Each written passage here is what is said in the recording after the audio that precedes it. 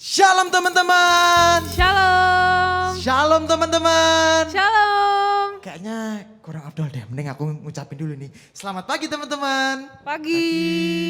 Nah, hari ini nih merupakan hari yang spesial untuk semua umat Kristen yang ada di seluruh dunia. Karena apa? Karena hari ini adalah hari Paskah. Dan hari ini adalah hari yang pas untuk menyambut kebangkitan dan untuk bersorak-sorai dan untuk memuliakan nama Tuhan. Tapi sebelum itu saya akan menyampaikan selamat Paskah kepada keluarga besar SMA Kristen Satya Wacana.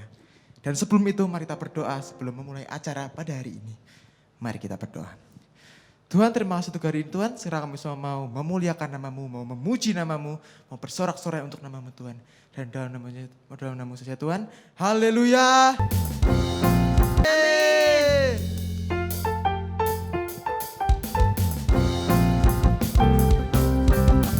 Param pam pam pam pam pam. Mari sama-sama bersorak-sorai. Bersorak-sorai, muliakan namanya. Dia berperang ganti kita. Mari bertepuk tangan. Bertepuk tangan, muliakan namanya. Dia selamatkan jiwa kita. Dialah satu-satunya penebus. Satu-satunya penebus. Kalahkan maut, bangkit dan hidup. 1, 2, 3, go. Tuhan yang memberi kemenangan bersama kita, di dalam kita. Masuk dalam kemuliaannya, Dia perlindungan dan pengharapan. Para papa papa para pam pam pam pam pam. Mari sama-sama sorakan. Bersorak-sorai, muliakan namanya. Dia berperang ganti kita. Bertepuk tangan, muliakan namanya. Dia selamatkan jiwa kita. Satu-satunya penebus. Kalahkan maut, bangkit dan hidup. Tuhan yang memberi kemenangan bersama kita, di dalam kita. Masuk dalam kemuliaannya, Dia perlindungan dan pengharapan. Bersorak lebih lagi. Tuhan yang memberi kemenangan bersama kita, di dalam kita. Masuk dalam kemuliaannya, Dia perlindungan dan pengharapan. Sekali lagi katakan. Tuhan yang memberi kemenangan bersama kita, di dalam kita. Masuk dalam kemuliaannya, Dia perlindungan dan pengharapan. Dia perlindungan. Perlindungan dan pengharapan. Dia perlindungan dan pengharapan. Para pam pam pam pam pam. Para pam pam pam pam pam. Para pam pam pam pam pam. Haleluya. Tepuk tangan bagi Tuhan kita. Tinggi namamu dipuji, hormat kemuliaan. Sorak dengan segenap hati, Raja keagungan. Sama-sama katakan, tinggi namamu dipuji. Namamu dipuji,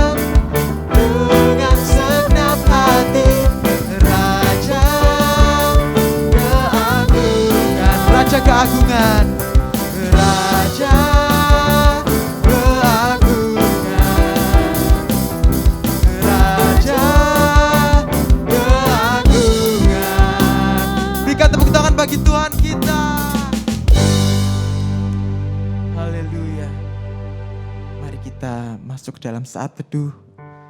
Mari kita merasakan hadirat-Nya, merenungkan setiap kebaikan Tuhan, dan membayangkan betapa besarnya, sungguh besarnya Tuhan kita. Kemanakah aku dapat pergi,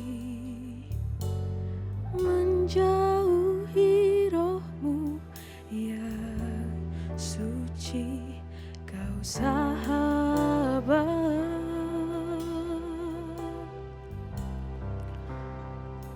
Dan Kau dekat.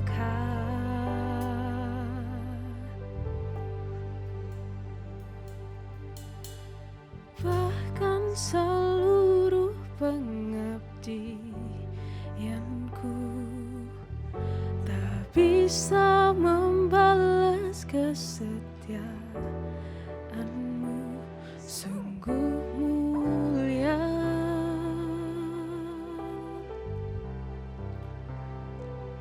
Dan berharga,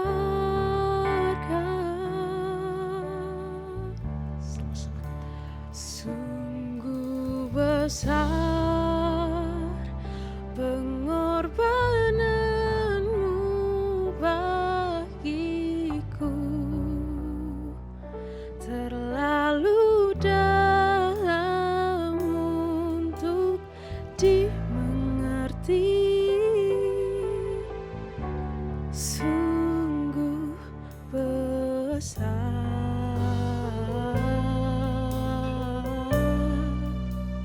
sungguh indah yang Kau pikirkan tentangku,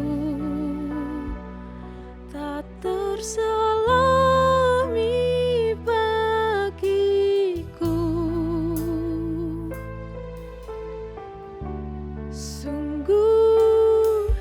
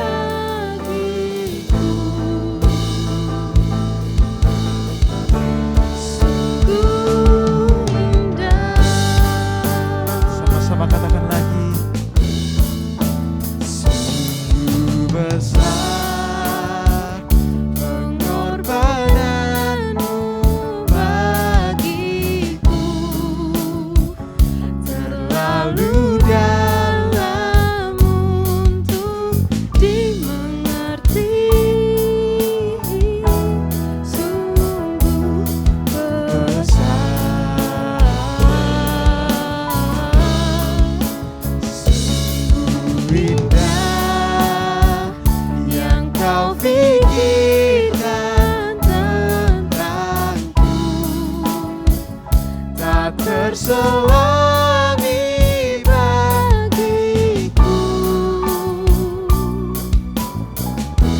Sungguh indah. Sekali lagi kita katakan, sungguh besar, besar pengorbananmu bagiku, terlalu dalam untuk dimengerti. Sungguh besar, sungguh indah yang kau pikirkan tentangku, tak terselami bagiku. Sungguh indah, sungguh indah. sekali lagi, Sungguh indah.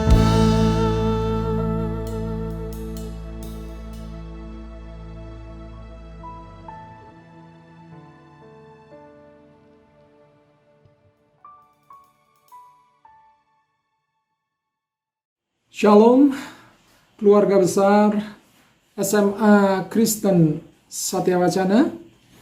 Sebelumnya saya mengucapkan selamat Paskah bagi kita semuanya. Sebelum masuk ke dalam kebenaran firman Tuhan, mari kita berdoa. Kami menyerahkan firman ini ke dalam tangan Tuhan untuk Tuhan sampaikan kepada setiap kami dalam keterbatasan hamba untuk menyampaikan. Tetapi kami percaya kuasa Tuhan sanggup menghidupkan firman dalam hidup kami, sehingga kami bukan sebagai pendengar atau pembicara saja, tetapi pelaku dari kebenaran firman Tuhan. Dalam nama Yesus. Amin.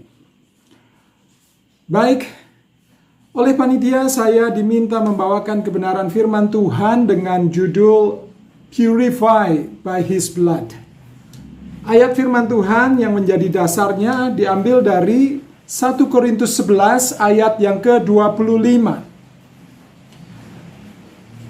Demikian juga ia mengambil cawan, sesudah makan ia berkata, "Cawan ini adalah perjanjian baru yang dimeteraikan oleh darahku. Perbuatlah ini setiap kali kamu meminumnya menjadi peringatan akan aku."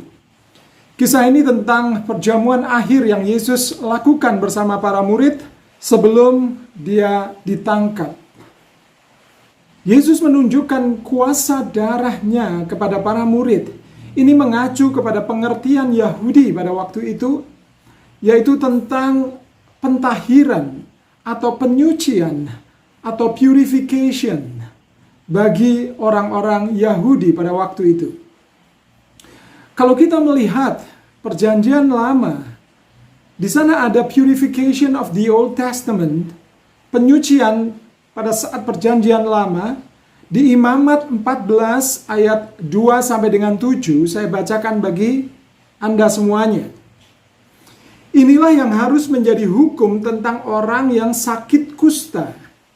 Pada hari pentahirannya, ia harus dibawa kepada imam. Dan imam harus pergi keluar perkemahan. Kalau menurut pemeriksaan imam penyakit kusta itu telah sembuh daripadanya, maka imam harus memerintahkan supaya bagi orang yang akan ditahirkan itu diambil 2 ekor burung yang hidup dan yang tidak haram, juga kayu aras, kain kirmisi, dan hisop. Imam harus memerintahkan supaya burung yang seekor disembelih di atas belanga tanah berisi air mengalir. Tetapi burung yang masih hidup haruslah diambil bersama-sama dengan kayu aras, kain kirmisi, dan hisop. Lalu bersama-sama dengan burung itu, semuanya harus dicelupkannya ke dalam darah burung yang sudah disembelih di atas air mengalir itu. Kemudian ia harus memercikan 7 kali kepada orang yang akan ditahirkan dari kusta itu, dan dengan demikian mentahirkan dia. Lalu burung yang hidup itu haruslah dilepaskannya ke padang. Saudara lihat di sini bahwa penyakit kusta itulah penyakit yang najis yang dihindari oleh banyak orang. Penyakit kusta itu ditahirkan dengan cara, disahkan pentahirannya dengan cara diperciki darah burung. Orang itu harus membawa kepada imam 2 ekor burung, satu disembelih untuk diambil darahnya yang mengalir di atas air yang mengalir. Kemudian burung satunya yang masih hidup diperciki 7 kali. Sehingga hal itu menjadi sah bahwa orang kusta yang tadinya najis sekarang sudah tahir, sudah murni kembali. Kusta berbicara tentang dosa-dosa kita yang najis, dan itu bisa ditahirkan dengan darah. Itulah penggambaran fisik bagaimana orang Yahudi waktu itu menghapuskan dosa.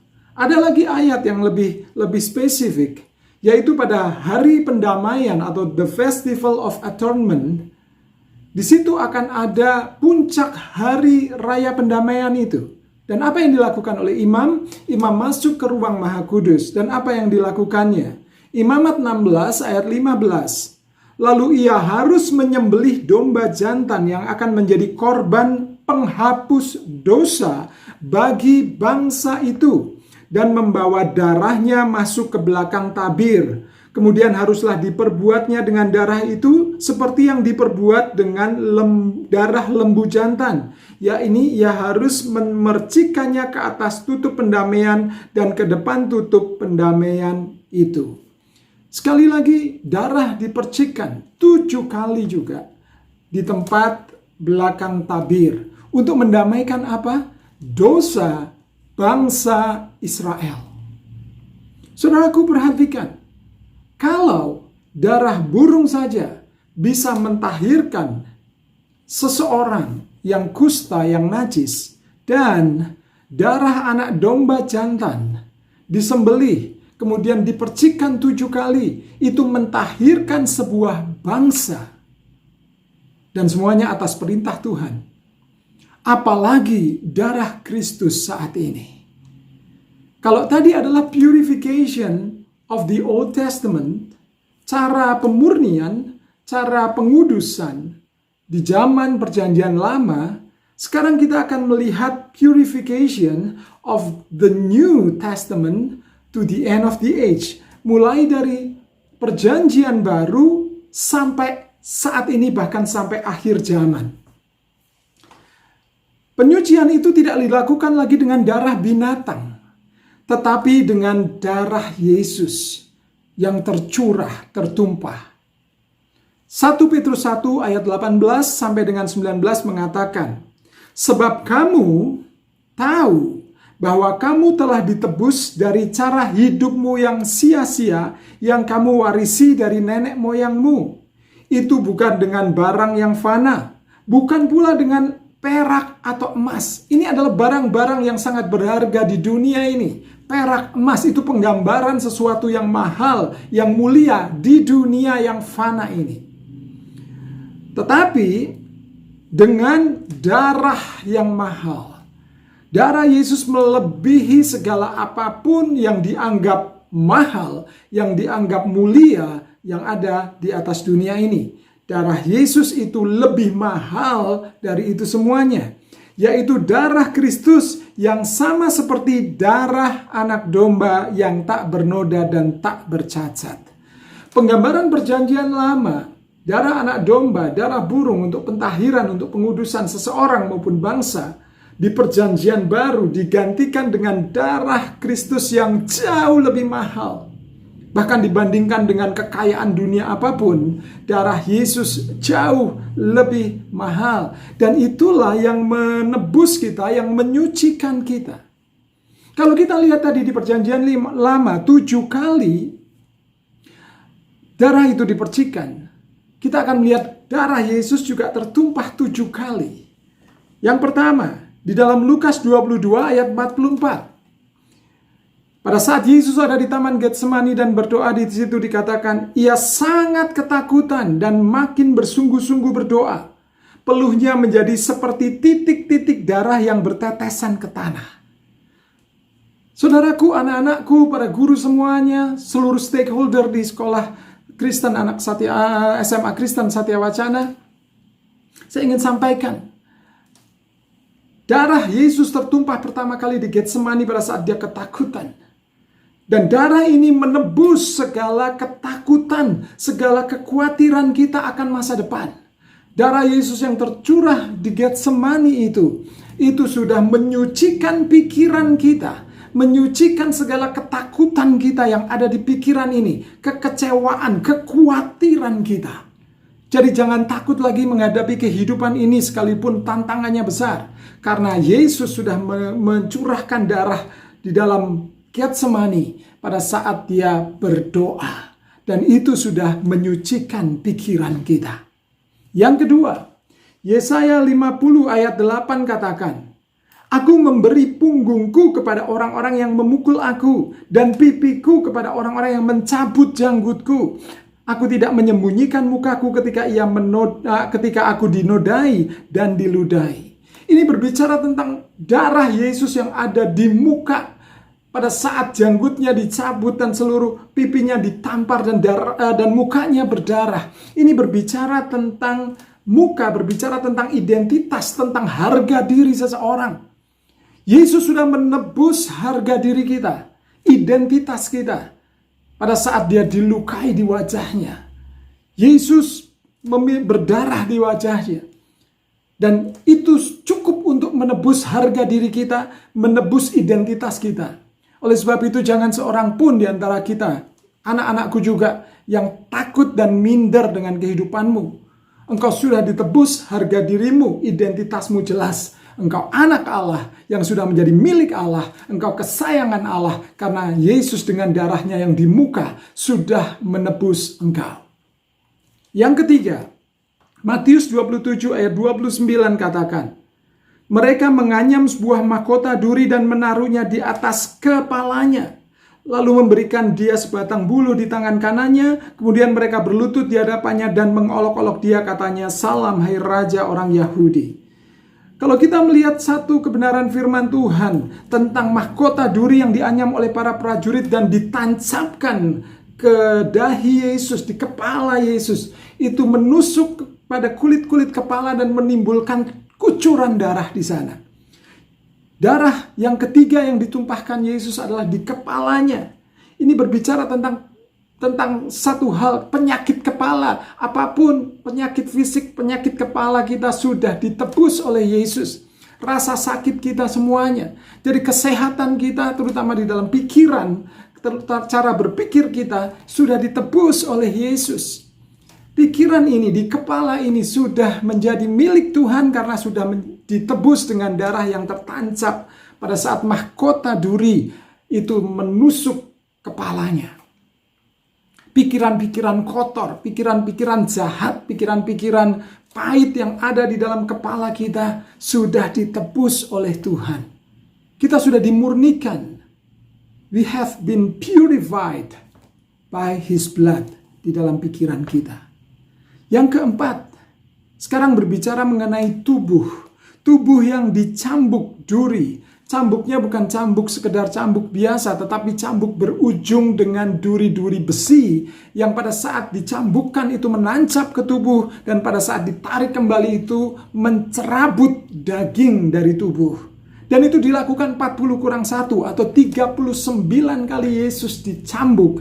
Dan itu cukup untuk menanggung segala sakit penyakit tubuh kita.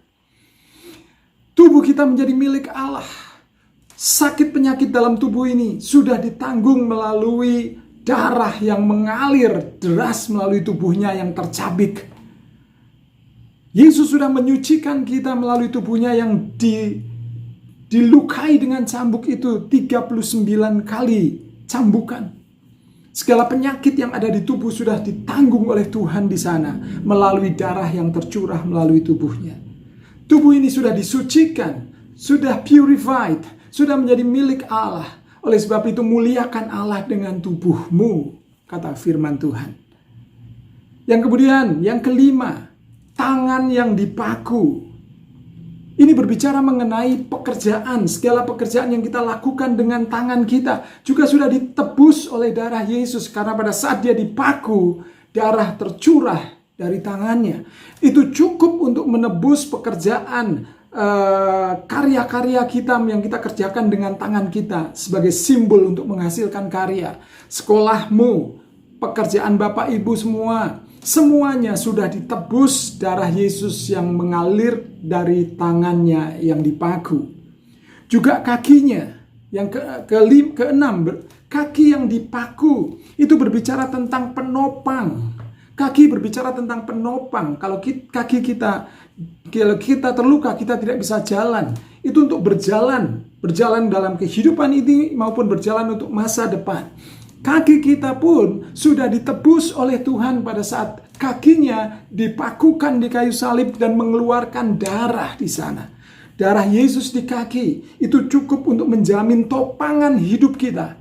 Menopang kehidupan kita, bahwa kita tidak ditinggalkan. Kita selalu ada dalam berkat, kita selalu ada di dalam kasih, kita selalu ada di dalam penyertaan.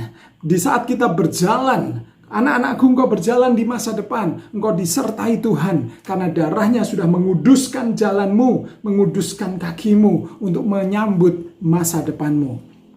Dan yang ketujuh, lambung yang ditusuk. Yohanes 19 ayat 34, tetapi seorang dari antara prajurit itu menikam lambungnya dengan tombak dan segera mengalir keluar darah dan air. Lambung Yesus pun mengeluarkan darah. Ini berbicara tentang keseluruhan dari apa yang Yesus miliki sudah tercurah untuk kita. Untuk menguduskan semuanya dari hidup kita.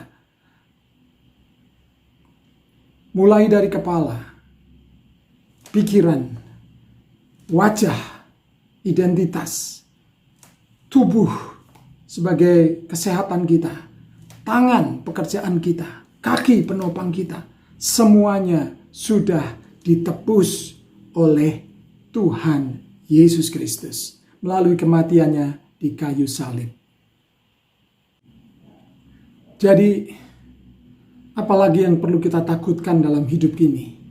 Setelah Yesus mati di kayu salib, dengan darah yang tercurah mulai dari kepala, muka, tubuh, tangan, kaki, lambung, semuanya sudah mengeluarkan darah bagi kita. Kalau pada zaman perjanjian lama, darah binatang saja bisa menguduskan, menyucikan, memulihkan seorang yang berpenyakit kusta yang najis. Atau bahkan darah anak domba jantan atau lembu jantan bisa menguduskan suatu bangsa, yaitu Israel. Terlebih lagi darah Kristus. Darah yang mahal dibanding dengan apapun juga yang ada di atas muka bumi ini. Darah itulah yang menguduskan seluruh hidup kita.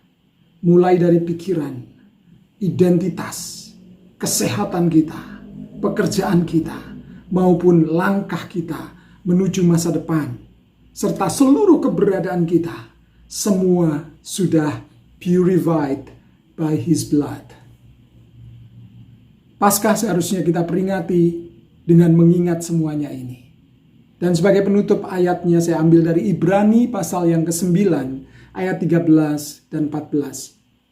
Sebab jika darah anak domba jantan dan darah lembu jantan dan percikan abu lembu muda menguduskan mereka yang najis sehingga mereka disucikan secara lahiriah, betapa lebihnya darah Kristus yang oleh Roh yang kekal telah mempersembahkan dirinya sendiri kepada Allah sebagai persembahan yang tak bercacat, akan menyucikan hati nurani kita dari perbuatan-perbuatan yang sia-sia, supaya kita dapat beribadah kepada Allah yang hidup.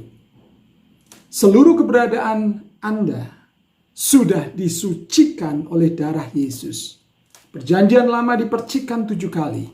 Dan di perjanjian baru kita bisa baca 7 kali Yesus mengeluarkan darah dari seluruh bagian tubuhnya, termasuk lambungnya.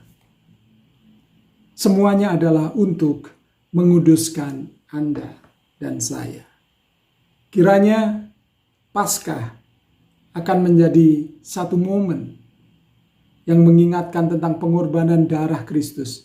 Seperti tadi Yesus mengangkat cawan yang mengatakan, inilah darahku, darah perjanjian baru dan kekal yang ditumpahkan bagimu dan bagi semua orang demi pengampunan dosa.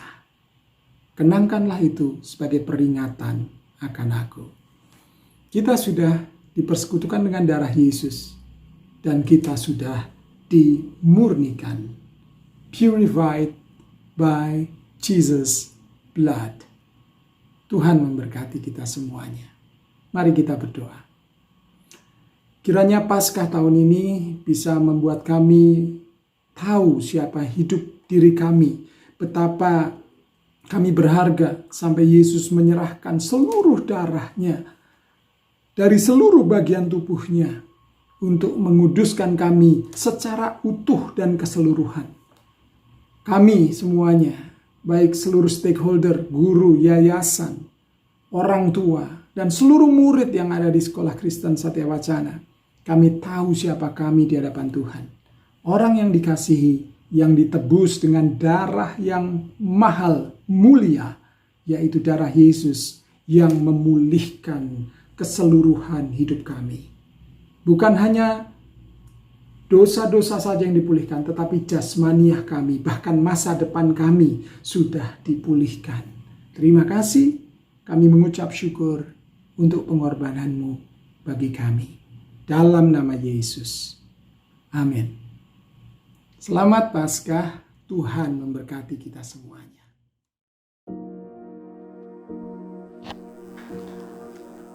Selamat pagi keluarga besar Sekolah Lab yang kami cintai, terutama SMA Kristen Satya Wacana.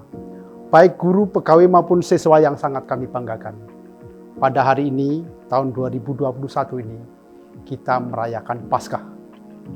Ini adalah Paskah kedua untuk masa pandemi. Tahun 2020 adalah Paskah pertama. Pada waktu itu gereja-gereja kosong, sekolah-sekolah sudah kosong. Tetapi pada saat ini gereja sudah mulai ada. Walaupun ada aturan-aturan yang ketat. Sekolah-sekolah juga mulai ada, tetapi ada aturan yang ketat.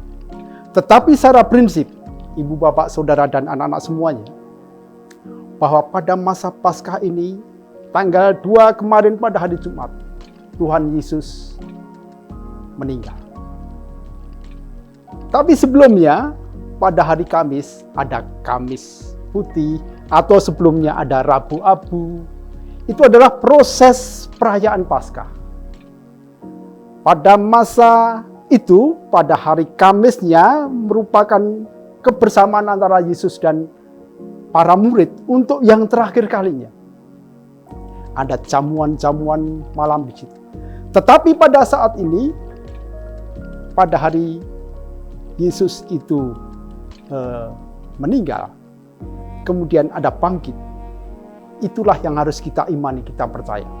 Bahwa umat seluruh dunia, umat Kristiani itu sangat bersyukur bahwa dosa-dosa kita telah ditebus. Kesulitan-kesulitan kita sudah diringankan. Segala kesulitan yang ada itu telah dibersihkan oleh Tuhan Yesus sendiri. Sebagai orang beriman, kami berpesan kepada ibu, bapak, anak-anak, saudara semua yang melihat dan percaya kepada Yesus. Yesus bangkit untuk menyelamatkan seluruh umat manusia. Yesus bangkit untuk menebus dosa-dosa kita. Yesus bangkit untuk mengalahkan segala persoalan yang ada di dunia ini. Tidak ada kata lain. Percayalah pada Yesus, apalagi pada masa Paskah ini. Tuhan akan selalu memudahkan apa yang Anda inginkan. Selagi Anda pelajar, percayalah bahwa Tuhan akan selalu hadir di situ. Kesulitan, dialoglah dengan Tuhan. Tuhan akan mendengarkan doa anak-anak semuanya. Bagi ibu, bapak, guru, orang tua, ataupun pegawai, ada hal lain, berdialoglah dengan Tuhan Yesus. Tuhan Yesus akan selalu hadir dan menyertai kalian semuanya. Terlebih pada anak-anak, masa Paskah ini adalah masa-masa ujian bagi kalian. Pada masa tes, maka juga kalian harus percaya. Yesus akan menuntun kalian, akan membawa kalian kepada pintu gerbang kesuksesan. Tuhan menyertai sekarang dan seterusnya. Amin. Selamat Paskah tahun 2021 dan percayalah negeriku, Tuhan akan menyertai kalian semuanya.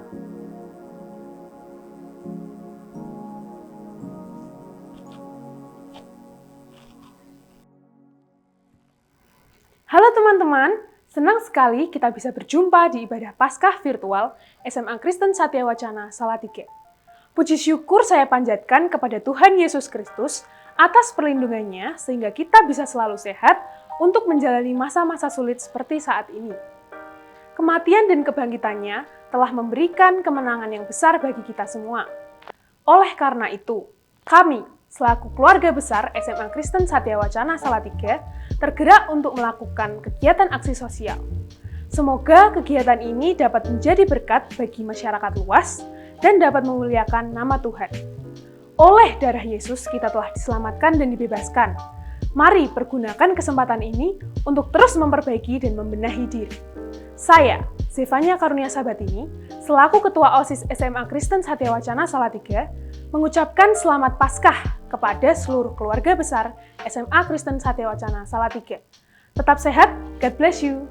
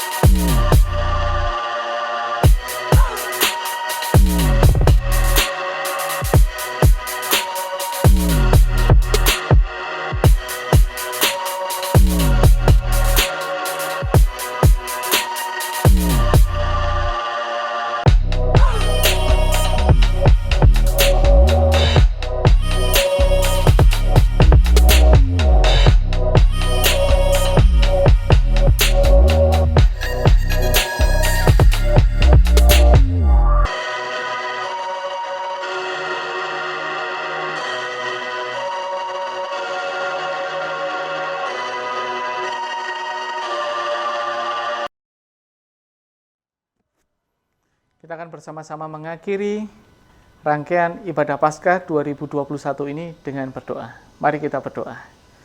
Kami mengucap syukur Tuhan buat segala kasih dan anugerah Tuhan, sehingga segala kegiatan kami, baik aksi sosial dan ibadah Paskah, dapat terlaksana dengan baik.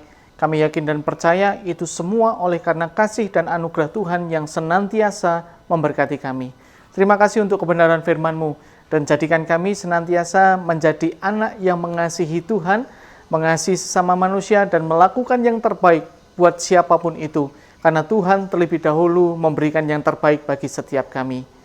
Di tengah rasa syukur kami Tuhan, kami berdoa untuk saudara-saudara kami yang ada di Nusa Tenggara Timur yang sedang menghadapi bencana. Kuatkanlah mereka, teguhkanlah mereka ya Tuhan. Tuhan hadir di sana untuk memberkati serta menolong mereka. Terpujilah nama-Mu Tuhan, kami menyerahkan seluruh rangkaian ibadah kami dan aksi sosial ini untuk hormat kemuliaan nama Tuhan. Amin.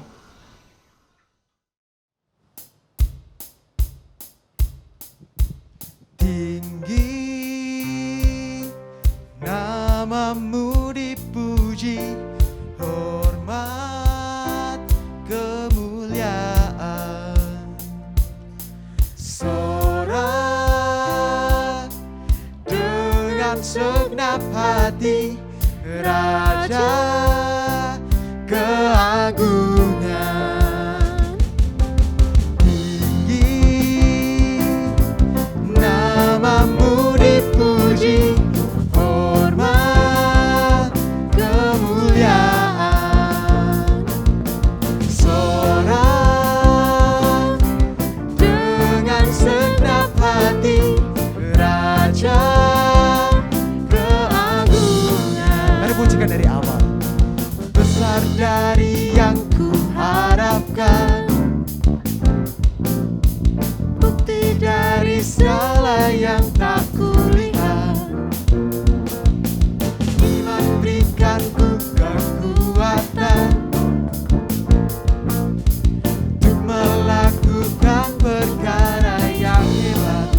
bersama rohmu Tuhan, bersama rohmu ku pasti menang. Sama-sama katakan, tinggi namamu dipuji, hormat kemuliaan, sorak dengan segenap hati, Raja keagungan. Mari sekali lagi katakan, tinggi namamu dipuji, hormat kemuliaan, sorak dengan segenap hati, Raja keagungan. Lebih lagi serukan, namamu dipuji, hormat kemuliaan, sorak dengan segenap hati, Raja keagungan, Raja keagungan, Raja keagungan, Raja keagungan. Haleluya. Berikan tepuk tangan bagi Tuhan kita. Selamat Paskah semua. Selamat Paskah.